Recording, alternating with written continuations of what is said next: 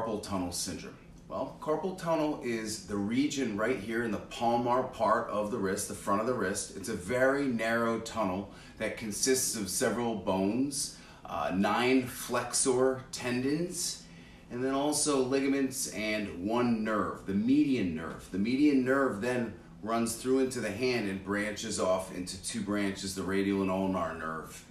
Now, that region or that tunnel right here is very, very narrow. So what aggravates carpal tunnel syndrome, or what causes the symptoms that people get from carpal tunnel syndrome, is usually an overuse injury or poor ergonomics on their tablet, their cell phones, their computers all day, or someone that's working with their hands, like a chiropractor like me, or an electrician, or a construction worker, people that are using their hands a lot in repetitive motions.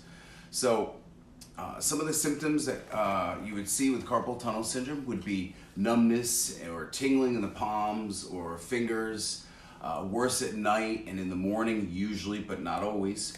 And also it can be radiating up into the forearm area. We have some great stretches and exercises for carpal tunnel syndrome, but more importantly, a brand new form of treatment called deep laser or cold laser therapy. It's been FDA approved and it works amazingly well.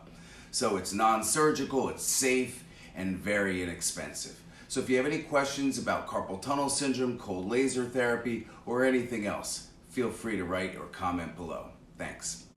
Take a look at what carpal tunnel looks like in 3D.